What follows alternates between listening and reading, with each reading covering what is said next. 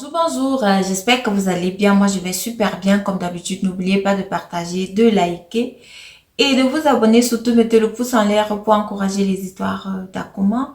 Bienvenue dans les histoires d'Akuma. À travers nos histoires, nous donnons des conseils et nous tirons chacun une leçon. Alors, aujourd'hui, on va parler de l'histoire de Maman Marthe. Maman Marthe était une jeune dame qui avait eu son fils. Pendant qu'elle élevait son fils avec son mari, il est décédé dans un accident de circulation. Lorsqu'il est donc décédé comme ça, le fils de maman Marthe, lui, n'avait que 6 ans. Elle s'est battue, elle a élevé son fils. Elle s'est battue comme elle pouvait, elle a mis son enfant à l'école. Il est parti à l'école, il a eu des diplômes. Il s'est arrêté à l'université au niveau master. Elle a eu son master. Alors le jeune homme, il a commencé à chercher du travail, mais il ne trouvait pas du travail. C'est ainsi qu'un beau jour, il a dit à sa maman que tu sais, mais depuis je fais qu'envoyer mes dossiers partout, par-ci, par-là, j'envoie mon CV, on n'arrive pas à me prendre dans les grosses entreprises. Je pense que je vais commencer à vendre au marché. Alors le fils de maman Marthe, il a commencé à vendre dans mon marché. Il a commencé d'abord à acheter vous savez, les ballots de vêtements qu'on envoie chez nous en Afrique, là, on appelle la friperie, pour vendre. C'est ainsi qu'il a commencé à acheter cela. Il a commencé à revendre avec le petit capital que sa maman lui avait donné. Sa maman lui avait dit, oh, si c'est ce que tu veux commencer maintenant, je peux te donner même 50 000 francs, tu commences avec. Le fils de maman Marthe, il a dit à sa maman, comme 50 000 francs, c'est beaucoup, maman. Ça va aller, je vais arriver. C'est ainsi que le gars, il a commencé à vendre, à acheter, à revendre, à acheter, ça marchait, ça marchait. 3 mois après, le fils de maman Marthe, il a ouvert une boutique au marché. Donc, il avait déjà une boutique au marché. Il n'était plus comme avant là, qu'il vendait en bordure de route, il vendait par terre, quoi. Maintenant, il avait sa boutique, il vendait, ça marchait tellement bien. Il a ouvert une autre deuxième boutique, toujours dans le même marché. Ça marchait hyper bien pour cet enfant-là. Il a ouvert une autre troisième boutique dans un autre marché de la ville. Tout marchait bien pour ce jeune homme-là. Tout allait tellement bien pour lui. Et il habitait avec sa maman et il n'était pas marié. Il était tout collé à sa maman. Il a été habitué comme ça parce qu'il a été élevé avec sa maman. Il a été tout le temps seul avec sa maman. Donc le garçon, il était habitué comme ça. Quelques mois plus tard alors, il a commencé à remarquer que les choses ne marchaient plus bien dans ses magasins. Le magasin qui était dans l'autre marché, dans un autre marché de la ville, il y a eu un court-circuit à côté. Là où il y avait une autre boutique, un autre monsieur aussi, un de ses collègues aussi qui avait sa boutique, il y avait eu ce court-circuit dans sa boutique qui a donc causé un incendie et cela a brûlé et ravagé toutes les boutiques qui étaient là à côté aussi avant que les sapeurs-pompiers n'arrivent pour éteindre le feu. Il avait tout perdu. Et dans le marché dans lequel il avait ces deux boutiques, ça ne marchait pas. Parfois, la personne qu'il mettait même là pour vendre lui dit que non, aujourd'hui il n'y a pas eu de vendeur, ou alors parfois la personne lui disait que non, il y a telle chose qui manque. En fait, c'était des petits problèmes comme ça avec ces boutiques, ça ne marchait plus. Et sa maman, elle était aussi, comment je peux dire, elle était très agrippée à son fils parce qu'elle savait que maintenant son fils, il a ouvert des boutiques et à travers cela, on peut vivre. À travers mon fils, on peut vivre. Parce que moi, maman Marthe, elle avait déjà 57 ans. Donc, elle était déjà quand même âgée. Et puis, à 57 ans, là, la force, ça diminue. Donc, elle était vraiment agrippée sur son fils, que bon, c'est son fils qui s'occupait d'elle et tout et tout. Maman Marthe, voyant donc cela, elle dit à son fils que non, ça ne va pas continuer comme ça. Tu es en train de tout perdre. Et puis, je ne comprends pas pourquoi tu es en train de tout perdre. Je vais aller chercher un féticheur ou un marabout. Je vais aller demander ce qui se passe. S'il peut faire quelque chose, je ne sais pas. C'est ainsi que la maman est donc partie chez un féticheur. Elle arrive là-bas, elle expose le problème de son fils au féticheur. Le féticheur lui dit alors que bon, voilà, si vraiment tu veux que ça marche bien, il faut commencer à avoir des rapports sexuels avec ton fils chaque dimanche. La maman, elle a refusé. Elle ne voulait même pas entendre cela. Elle dit quoi? Moi, je ne peux pas. Mon fils unique, je ne peux pas. La maman, elle est rentrée chez elle. Quand elle rentre chez elle, puisqu'elle avait dit à son fils qu'elle allait voir le marabout, son fils lui pose la question de savoir comment ça s'est passé, comment, qu'est-ce qu'il a dit, qu'est-ce qu'il a fait. La maman qui dit à son fils qu'il a dit ceci, donc il a dit qu'on devait avoir des rapports sexuels, toi et moi, chaque dimanche matin. Le fils qui dit à sa maman que mais non maman, ça ne peut pas être ça. Je ne peux pas accepter ça, je ne peux même pas le faire. Tu es ma maman, je ne peux pas. On va chercher d'autres solutions et tout. Les mois se sont écoulés, toutes les boutiques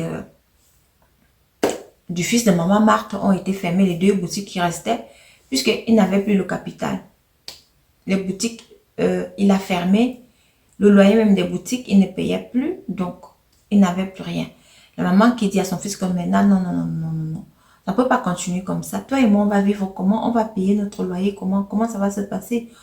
Comment est-ce qu'on va faire ça? Je ne peux pas. C'est comme ça qu'elle est repartie chez le marabout. Elle a dit au marabout que, ok, j'accepte la condition. Le marabout lui a donné une calebasse. Le marabout lui a dit que chaque fois que tu vas faire cela avec ton fils, tu dois mettre ça sur le lit dans lequel tu fais cela avec ton fils. Le marabout lui a aussi donné quelques écorces là qu'elle devait combiner avec ça. Elle a pris, elle est rentrée. Quand la maman rentre comme ça, elle parle à son fils, elle a supplié son fils. Finalement, elle a convaincu son fils à avoir des rapports avec elle. Curieusement, le jour qui suivait, c'était le dimanche, donc il fallait qu'il passe à l'acte.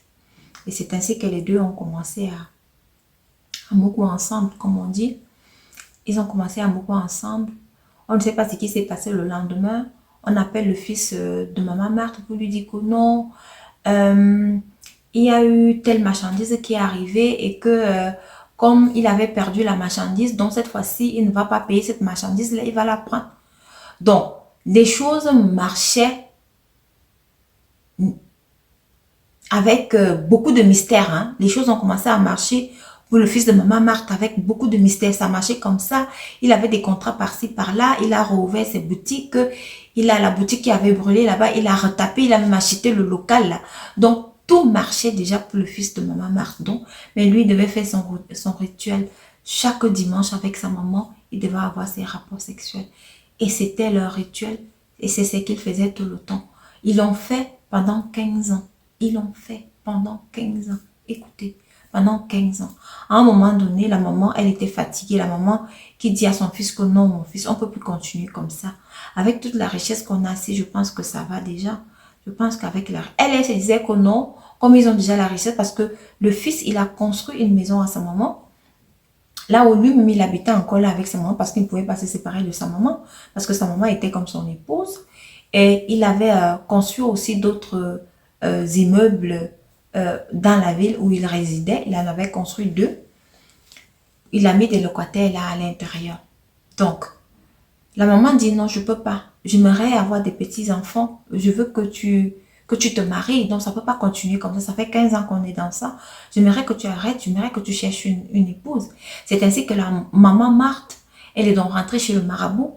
Elle a dit au marabout que bon, voilà, j'aimerais arrêter. Je n'en peux plus. Je suis fatiguée. J'aimerais avoir des petits-enfants venant de mon fils. Le marabout qui dit à maman Marthe que non, ça ne peut pas marcher. Je suis vraiment désolée. C'est un truc qu'on a fait qui est scellé et tout. Donc, ça ne peut pas marcher. Tu dois seulement continuer. Maman Marthe, elle est rentrée de chez le marabout étant bien déçue. Bien déçue, elle fait part de cela à son fils. Mais maman Marthe dit à son fils qu'elle n'en peut plus, qu'elle ne peut plus le faire. Mais son fils, lui, il était déjà, comme il avait beaucoup d'argent, il était déjà habitué. Donc, lui, n'avait pas de femme. C'était même pas ça son problème. Parce que le marabout même avait déconseillé à maman Marthe de trouver une femme à son fils, sous prétexte que non, la dame, lorsqu'elle viendra là, elle va te monter contre ton fils et vous auriez des problèmes et puis ça va pas marcher. Dans tous les cas, tu dois avoir les rapports avec ton fils le dimanche matin et tout et tout. C'est ainsi qu'un beau jour alors, comme maman Marthe n'en pouvait plus, elle allait dans un ministère pour régler les papiers de son fils. Donc, un immeuble là n'avait pas encore tous les documents, donc elle devait aller faire cela avec procuration pour son fils. En allant donc dans ce ministère-là pour faire ces documents-là, elle voit quelqu'un qui était en train de prêcher l'évangile dehors en route. la personne en train de prêcher, parler de Jésus et tout. C'est ainsi que la dame s'approche, donc maman Marthe s'approche de la personne, elle prend la brochure de la personne, elle écoute ce que la personne est en train de dire, elle écoute, elle écoute, elle écoute, elle écoute. Le dimanche qui suivait, maman Marthe s'est dit que non, elle n'en peut plus, elle est partie dans cette église-là, puisqu'il y avait l'adresse dans la brochure et tout. C'est arrivé dans cette église-là que maman Marthe s'est confessée. Elle a dit tout ce qu'elle a fait avec son fils et qu'elle n'en pouvait plus et qu'elle voulait arrêter. Alors le pasteur lui a dit, tu es dans un bon endroit, ne t'inquiète pas, on va prier pour toi. Ils ont commencé à faire des séances de neuvaine, des séances de jeûne, des séances de prière. C'est ainsi que le fils a commencé à appeler, il a appelé sa maman, il dit à maman que non, l'immeuble là-bas s'est brûlé, mes magasins, ça ne marche plus, l'autre magasin s'est encore brûlé, je ne sais pas ce qui se passe. C'est ainsi que toute la richesse que son fils avait est partie comme ça dans l'eau. Parce que la maman Marthe, elle a brisé le pacte, elle dit que non, elle veut briser ce pacte-là. Elle a continué ses prières. Pendant qu'elle était dans cette prière, son fils aussi, il est décédé mystérieusement. Son fils est décédé comme ça. Elle était dans la même maison, elle vivait dans la même maison que son fils. Quand elle se réveille le matin, elle sait que son fils, le plus souvent, il se réveille avant elle. Donc, elle se réveille, elle regarde, son fils n'est pas au salon comme d'habitude et tout, ou parfois même à la cuisine, il fait le petit déjeuner, il n'était pas là. C'est ainsi qu'elle monte dans la chambre de son fils. Quand elle arrive là-bas, elle trouve que son fils, lui, il est couché. Elle entre, elle trouve ça bizarre. Elle secoue son fils, elle appelle, elle constate que son fils ne répond pas. C'est comme ça qu'elle se met donc à crier. Son fils était décédé comme ça, mystérieusement. Ils sont allés se coucher tous le soir, et le matin, son fils ne s'est plus réveillé. C'est comme ça que la richesse de son fils et la richesse de maman Marthe aussi est partie et elle a perdu son fils. J'ai l'habitude de vous dire ici que lorsque vous allez chez un marabout, ne pensez pas que il ne va rien prendre sur vous. Hein. Non, non, non, non, non. Je vous dis tout le temps que le marabout, là, il vous donne avec la main gauche, mais il prend avec la main droite. Et vous savez, lorsqu'on prend avec la main droite, on prend beaucoup. Beaucoup. Il prend tout. Les marabouts ne font jamais rien pour rien. Même s'il vous dit que non, c'est la chèvre que vous devriez égorger, ce ne sera pas la chèvre, ça sera un être humain. Faites très très attention. Si vous avez commencé à faire votre petit business, priez. Mettez vos genoux au sol, ça va marcher. Même si ça marche à pas de tortue, ne soyez pas trop pressés parce qu'on ne sait jamais. Le dehors, il est risqué. C'est ce que j'ai l'habitude de dire. Chaque chose a son temps. Et le temps de Dieu n'était pas encore arrivé pour maman Marthe et son fils. Ils ont voulu anticiper. Ils ne pouvaient plus supporter le fait de tomber encore un peu plus bas, le fait de perdre encore ses boutiques. Bon, vous savez, dans la vie, on tombe, hein, on se relève. On n'a pas besoin d'aller chez les marabouts. Merci de m'avoir écouté et rendez-vous à la prochaine histoire. Surtout, envoyez-moi vos histoires au numéro qui s'affiche ci-dessous. Merci.